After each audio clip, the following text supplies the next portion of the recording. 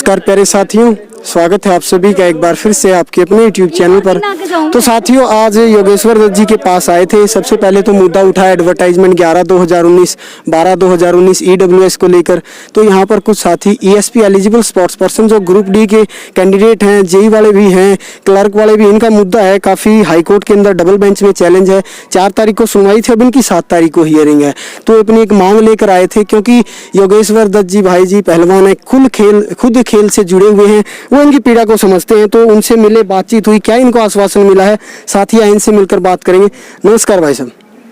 नमस्कार भाई साहब, बहुत बहुत धन्यवाद आपका। ओके जी, क्या नाम भाई जी?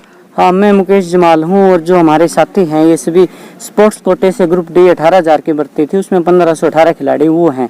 हमारा ये आने का यहाँ मकसद ये था कि हमारी जो भर्ती हुई थी उसमें जब उन्होंने ऑनलाइन डॉक्यूमेंट स्क्रूटनी के बेस पर सब बच्चों को अपॉइंटमेंट दे दी थी, डॉक्यूमेंट इन्होंने काफ़ी चेक कराए, तो उसमें हमारे लीगल डॉक्यूमेंट है, सब ने डॉक्यूमेंट जमा करा दिए थे, सर्टिफिकेट जिनके सबके थे अचीवमेंट के सबके दे दिए।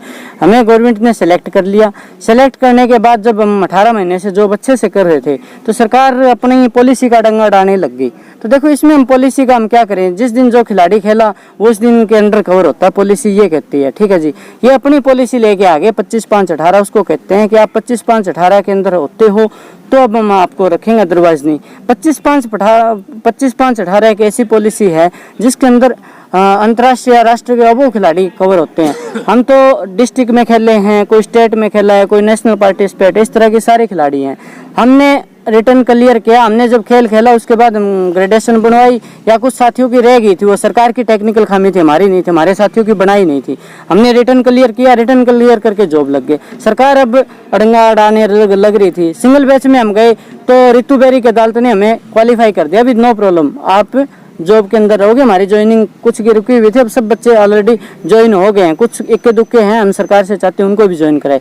कल हमारी फाइनल LPA है, सरकार हमारे खिलाफ खड़ी है पॉलिसी मैटर बना के। इस सरकार ने हमें सेलेक्ट किया, हमें ज्वाइन कराया, अब सरकार खुद ही खड़ी है कि भी हमारी पॉलिसी लेके आओ। ऐसा तो पॉसिबल नहीं हो सकता कि खिलाड़ी के आप डॉक्यूमेंट बाद में आओ, नई पॉलिसी निकालो, निरस्त कर दो। अच्छा, जब एडवर्टाइजमेंट आई, एडवर्टाइजमेंट नंबर 4/2018, उस टाइम पे एडवर्टाइजमेंट में कोई पॉलिसी का जिक्र या क्या मांगा गया था कुछ? आपकी बात बिल्कुल सही है और मैं आपको इस बात के लिए भी धन्यवाद करता हूँ। उसके अंदर कोई जिक्र नहीं किया हुआ था, पॉलिसी के अंदर कोई 25/5/18 का नहीं था, ना 93 का। अब हमारे पास एविडेंस है, सारे एविडेंस हम आपको दिखा भी देंगे, आपको डॉक्यूमेंट्री दे देंगे, कोई इशू नहीं। तो उसके अंदर ऐसा कुछ ही नहीं था। इन्होंने चक्कर ये था जी, जिंद का चुनाव जीतना था, कहानी ये थी। अब हमारे ऊपर थोप रहे हैं, वो बर्दाश्त से बाहर होगा। जब एडवर्टाइजमेंट में जिक्र नहीं था तो फिर आपके ऊपर एक तरीके से 9 नंबर पॉइंट है, इसमें सिर्फ ग्रेडेशन सर्टिफिकेट मांगा गया था जो हमारे पास था। इसमें नई पॉलिसी पुरानी पॉलिसी का कोई जिक्र नहीं किया गया था। Likewise the eligible sports person shall be required to upload the sports gradation certificate as per government instruction duly by the competent authority. इसमें सरकार द्वारा नई पॉलिसी या पुरानी पॉलिसी का कोई जिक्र नहीं किया गया था। इसमें सिर्फ ग्रेडेशन सर्टिफिकेट मांगा गया था जो हमारे पास था, हमने बाकायदा अपलोड किया था। सरकार ने हमें ऑनलाइन वेरीफाई हुआ, उसके बाद हमें ज्वाइनिंग दी गई और हम 18 महीने से नौकरी कर रहे हैं। अब सरकार नई पॉलिसी का हवाला दे के हमें निकाल रही है। और इसी के आधार पे जो ये लाइन में बताई है, इसी लाइन के आधार पर कोर्ट ने जो सिंगल बेंच में फैसला दिया, इसी लाइन के आधार पे दिया कि जब आपने मेंशन ही नहीं किया तो आप कैसे इनको बोल सकते हो कि उसमें सिर्फ ये है कि जो ग्रेजुएशन सर्टिफिकेट है वो वैलिड अथॉरिटी से होनी चाहिए, यानी स्पोर्ट्स यूथ एंड अफेयर से। तो ये जितने बच्चे हैं ये स्पोर्ट्स एंड यूथ वेलफेयर से हैं। अगर मैं कुछ सिंपल लाइन में बता दूं, ये मैटर कुछ ऐसा है कि अगर आज 6 तारीख है, 6 सितंबर 2020, अगर आज ऐसी कोई एजुकेशन पॉलिसी आती है बोलती है कि आज से सारे MA वाले 10 के बराबर काउंट होंगे, तो क्या वो गलत है? तो अच्छा, अभी भाई साहब के पास आई, योगेश्वर जी के पास, उन्होंने क्या आश्वासन दिया, क्या बोला है? आश्वासन देखो जी, पहलवान जी तो पहले दिन से मदद करें, हमारे ये बड़े भाई हैं, हमारे बड़े अजीज साथी हैं, ये मदद करें। इन्होंने पूरी तरफ अपनी तरफ से तो ये प्रयास करें, लेकिन जो महाजन साहब है ना जी, वो हमारे प्रति बड़ा ऐसा चश्मा लगा रखे जी, फर्जी हो। हम तो कहते हैं जो फर्जी उनको निकालो महाजन साहब, सरकार से हम चाहते हैं जिनके डॉक्यूमेंट खराब है, जिनको डॉक्यूमेंट फर्जी, उनको निकालो बाहर। हम भी चाहते हैं ये बात, लेकिन इन बच्चों के साथ आप अन्याय करने पर क्यों तुले हुए हो? इनकी आप जॉब क्यों लेना चाहते हो? आपको एक नई बात और बताता हूँ। थोड़े दिन पहले हमारे कुछ बच्चों की ज्वाइनिंग रुकती थी, सरकार ने स्पष्ट उसके अंदर ये लिख दिया, वो एक पॉजिटिव दो पहलू रखते हैं, ये कोर्ट में तो हमारे खिलाफ है, और उनको ज्वाइनिंग दी तो उसमें ये लिखते हैं कि इनकी डॉक्यूमेंट जो सर्टिफिकेट है वो 93 में आते तो कवर कर लो, 25 में आते तो भी कर लो, जो ज्वाइन दे दी तो आप वो ज्वाइन दिए तो उसी बेस को बना के कोर्ट के अंदर प्रस्तुत करो ना। अभी जो 25 में कवर होता है उसके 25 के अकॉर्डिंग वेरीफाई कर लो, जो 93 के अंडर जिसके सर्टिफिकेट कवर होते हैं उसको 93 के अंदर कवर कर लो। हम तो यही तो चाहते हैं कि सरकार जो जिसका जो बनता है उसको कवर कर लो। हमारी जो आप लोग कहाँ, हरियाणा के किस किस हिस्से से आए हो आप लोग? हर डिस्ट्रिक्ट से, पूरे हरियाणा के हर जिले से बच्चे लगे हुए हैं। टोटल 1500 बच्चे हैं, हर जिले से बने हुए हैं। जो कमेटी मेंबर है हर जिले से 2-2 4-4 वो यहाँ पे आए हुए हैं। अभी जो हाई कोर्ट में केस चल रहा है एलपीए का, कल हियरिंग है, तो उसमें कितनी सुनवाई हो चुकी, कहाँ तक केस पहुंचा है, उसमें क्या पक्ष रखा जा रहा है सरकार के द्वारा? देखो, हाईकोर्ट के अंदर कई जजेस चेंज हो गए। रितु बेरी जी की अदालत ने सबसे ठोस हमें फैसला सुनाया तो था। सिंगल बेंच थे, आप जीत गए थे, अब सरकार ने डबल में उसको चैलेंज किया है, तो वहाँ पर कितनी, कहाँ तक मामला पहुंचा? नहीं, सरकार बस अड़ी हुई है, पहुंच गया जी मामला। आधी डिबेट होगी, 40 मिनट डिबेट चली थी, अब फाइनल मोड पर है। दया चौधरी जी की और मीनाक्षी मेहता जी की अदालत में सरकार तो कहते हैं ना नई पॉलिसी है तो रखेंगे, अदरवाइज नहीं रखेंगे। तो जी हम तो यही कह रहे हैं, हमें जींद चुनाव जीतने के लिए क्यों रखा? फिर हमें पहले बार कर देते, डॉक्यूमेंट स्कूटनी कर ली, 18 महीने होगी, जब क्यों जॉब से बार कर रहे हो? हमें हमारे अधिकार मिलने चाहिए ना कि हमें कैमरा थोड़ा फोकस करना। हमने स्पोर्ट्स डिपार्टमेंट से आरटीआई मांगी, उसमें माननीय खेल विभाग ने हमें बताया कि पुरानी ग्रेडेशन रद्द करने के संबंध में कोई पत्र जारी नहीं किया गया है, मतलब पुरानी ग्रेडेशन रद्द नहीं की गई है। ठीक है, उसके बाद माननीय रितु बारी जी ने हमारे पास आरटीआई का रिप्लाई कब का? ये आरटीआई का जी 8/10/2018 का, मतलब तब आपकी ज्वाइनिंग हो चुकी? हाँ जी। उसके बाद माननीय अमित रावल जी ने हमारे पक्ष में फैसला दिया कि भाई, क्योंकि गेम का एक रूल होता है, once the game has started rule is no change.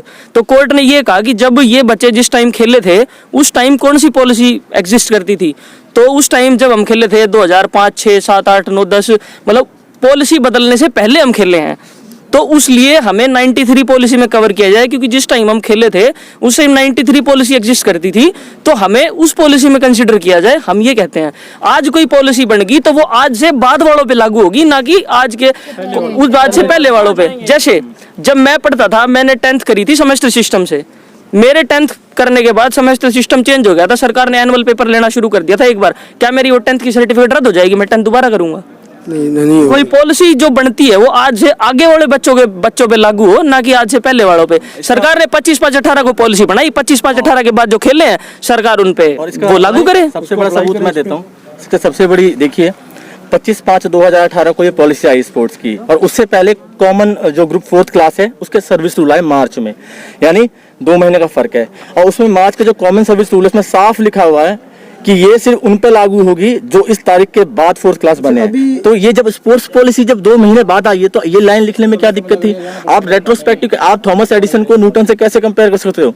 जिसने बल्ब बनाया वो भी क्रांतिकारी परिवर्तन था, तो हम किसी की तुलना हम उससे उस टाइम की जो असेसमेंट सिस्टम है उससे कर सकते हैं, क्योंकि हर चीज जो रिलेटिव होती है, ना कोई बेस्ट होता है ना कोई वर्स्ट होता है। उस समय में वो लोगों के बीच में तुलनात्मक रूप से कहाँ स्टैंड करता है, वो सापेक्ष मेन चीज है। अच्छा, अभी ग्रेडेशन सर्टिफिकेट को लेकर शायद सीएसए ने 2-4 दिन पहले या 10-15 दिन पहले एक लेटर जारी किया है, पता है आपको उसके बारे में? क्या जारी किया? सीएस ने लेटर जारी किया अभी 15 दिन पहले शायद, जहां तक मेरे कॉमन कैडर को लेके है, जो ग्रुप डी का कॉमन कैडर बनाया जा रहा है उसमें ये लिखा हुआ है। आपसे कोई लेना देना नहीं, हमारे से कोई लेना देना नहीं, पर उसमें ये लिखा हुआ है कि जो ये कॉमन कैडर बना है ये 18 मार्च जो ग्रुप डी की भर्ती हुई थी उन पे लागू होगा। तो पॉलिसी में इन्होंने जो चीजें निकाल रहे हैं उनमें साफ लिखना है कि ये चीज जो इस तारीख को भर्ती हुए हैं उन बच्चों पे लागू होगी, तो पॉलिसी उसके बाद वाले बच्चों पे लागू होगी, ना कि पहले वालों पे। ये उसमें लिखा था। हमारे सपोर्ट से लगे हुए बच्चों के साथ खिलवाड़ कर रहे हैं, खेल के साथ खिलवाड़ कर रहे हैं। ये अपनी वोट बैंक की राजनीति को कायम रखने के लिए इन्होंने जल्दबाजी में जो भी निर्णय लिए वो इन पे आने चाहिए थे, क्योंकि इन्होंने जींद उपचुनाव जीतने के लिए लिस्ट लगाई और डॉक्यूमेंट वेरिफिकेशन इन्होंने ऑनलाइन की, उसके आधार पर इन्होंने हमें लिया। वो चीज़ सारी लिस्ट जो लगाई थी उसमें मेंशन की हुई है इन्होंने खुद। उसके बाद भी डिपार्टमेंटली भी हमारे डॉक्यूमेंट वेरीफाई हुए हैं, सबके ओरिजिनल डॉक्यूमेंट हैं। फिर सुविधा भाई ये हमारे साथ ऐसा नई पॉलिसी के आधार पे ऐसा हमारे साथ नहीं कर सकती। तो युवाओं का सीधा यही कहना है कि भी उपचुनाव जो जींद का हुआ था विधानसभा से पहले, उस उपचुनाव को जीतने के लिए सरकार ने इनके साथ ये खिलवाड़ किया है, ज्वाइन कराया, खुद ज्वाइन कराने के बाद, खुद भर्ती निकालने के बाद अब आरोप लगाया जा रहा है कि भी आपके जो डॉक्यूमेंट हैं वो सही नहीं है, और समय समय पर खुद लेटर जारी करके अपने जो रूल्स हैं उनको बदलते रहते हैं। नमस्कार जी, कहाँ से आप? भिवानी से सर। भिवानी से जी। जो आप ईएसपी को लेकर आए हो, तो आपके साथ भी यही प्रॉब्लम है जो सभी आए? सर यही प्रॉब्लम है, पहले तो मतलब ज्वाइनिंग दे दी, अब ज्वाइन 8 महीने बाद फिर लेटर निकाल दिया कि इसके अलावा योगेश्वर जी के अलावा आप और किन किन से मिले इस मैटर को लेकर? अभय चौटाला से। अभय चौटाला से मिले, और किसी से मिले हो? गीता बुक्कल जी से मिले हैं अच्छा जी। जी। उनका क्या कहना है? विपक्ष के से मिले हैं जी, भाटिया जी से, करनाल वाले से। उन सबका क्या कहना है? उनका कहना है कि कुछ नहीं होएगा, वो यही कह रहे हैं जी सारे, कह रहे हैं इस मैटर में कुछ नहीं हो सकता। कुछ नहीं होएगा, मतलब कि वो अपना पक्ष रख रहे हैं सर। गीता बुक्कल जी ने ना विधानसभा में पक्ष उठाया भी था इनका बच्चों का तो एक दिन इस 70 ही एक दिन चला। हाँ 70 ही एक दिन चला। बाद में वो बोल रहे हैं भी अगर मुख्यमंत्री जी वहाँ है अभी मेदांता हॉस्पिटल में तो रिलीव होंगे, सत्र चलेगा तो तब इन मुद्दों पे बातचीत होगी। और HSSC स्टाफ सिलेक्शन कमीशन ने जब हमारा रिजल्ट अपलोड किया है तो उसमें साफ लिखा है कि हमने computer document security after result this upload on this website. उसके बाद उन्होंने लिखा है कि हमने साफ इनके डॉक्यूमेंट चेक करके कंप्यूटर के और फिर इनका रिजल्ट अपलोड कर रहे हैं। चलो, तो ये युवाओं की क्या सर? सबसे बड़ा सर इसमें ओवरेज हुए बैठे हम, तो हम जॉब लगे हैं अभी इसमें डी ग्रुप में। 43 एज है मेरी। मैं अगर नई पॉलिसी में कभी भी फाल्ट कर ही नहीं सकता। मैं कहाँ से मैं कोई कहते हैं कि मेडल होना चाहिए, मेरी नई पॉलिसी में कहीं भी कवर नहीं कर पाऊंगा। मैं एज को लेके मैं खेल ही नहीं पाऊंगा। सेम चीज। और देखिए विडम्बना ये है कि स्पोर्ट्समैन की लाइफ बहुत छोटी होती है, ठीक है। अब ज्यादातर बच्चे जो हैं इसमें 41 साल 42 साल के हैं, इनकी एज जाने वाली है। उस समय इतनी संभावनाएं नहीं थी कि ये कुछ कर पाते हैं। अब इतने सालों बाद इनके जख्मों पे मरहम मिला है, वो भी 4th क्लास कर रहे हैं। लेकिन अगर वो भी हमसे छीन लेंगे अपेक्षा, तो समाज में क्या संदेश जाएगा? तो समस्याएं बहुत हैं, बड़ी मुश्किल से बेरोजगारी दर में हरियाणा पहले स्थान पर है, बड़ी मुश्किल से रोजगार मिलता है। और कुछ साथी तो ऐसे हैं जिनकी एज भी 40-42 मतलब पॉइंट पे है। अब और किसी भर्ती में वो एक तरीके से क्वालिफाई नहीं कर पाएंगे, सिलेक्शन नहीं ले पाएंगे। यहाँ तक की संभावना। तो सरकार से यही एक आग्रह है कि भी इन युवाओं की भी सुने, और कल जो सुनवाई है उसमें एक अच्छे से पक्ष रखे इन युवाओं का रोजगार स्थायी बनाए। धन्यवाद।